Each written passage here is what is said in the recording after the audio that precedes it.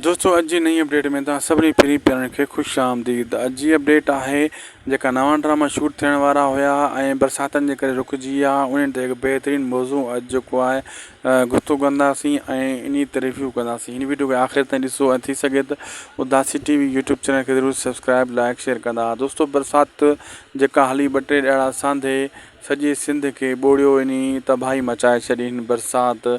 ऐं अॼु जेका तारीख़ आहे 10 तारीख़, अॼु असांजे एरिया सखर में बिल्कुलु सिजु निकितो बीठो आहे ऐं मौसम क्लियर आहे। ऐं पुराणे जेको आहे कुझु ॾींहंनि में जेको पोइनि ॾींहंनि में बरसाति जे करे शूटिंग वग़ैरह मुअतल थी विया हुया ड्रामनि जा। ऐं हाणे तव्हां पंहिंजे हाल अहिवाल ॾियो, जंहिं इलाइक़े जा दोस्त आहियो कमेंट सेक्शन में इहो लिखो, ॿुधायो त तव्हांजे इलाइक़नि में बरसाति ख़तमु थी चुकी आहे या अञा झुड़ाली लॻी पई आहे या मौसम साफ़ु आहे।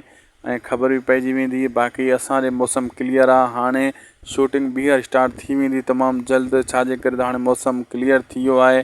ऐं लोकेशन जेका शूटिंग जी आहे उते बि जीअं मौसम क्लियर थींदो तीअं शूटिंग ॿीहर वरी हिन ड्रामे जी स्टार्ट कई वेंदी। जीअं रियासत ड्रामो थी वियो या पंहिंजावेरी ड्रामो थी वियो, इन जी शूटिंग वॾी तेज़ी सां ॿीहर कई वेंदी। अॻिते जेका शूटिंग आहे अॼु 10 तारीख़ ते स्टार्ट थियणी हुई शूटिंग रियासत ड्रामे जी, बरसाति जे करे मूंखे नथो लॻे अॼु हली सघे।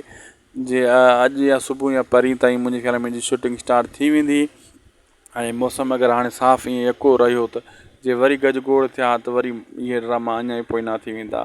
तव्हां खां असां पुछूं था, तव्हां लिखो, ॿुधायो कमेंट सेक्शन में तव्हां छा हालात आहिनि। असांखे ॾींदा इजाज़त, लाइक सब्सक्राइब ज़रूरु कंदा।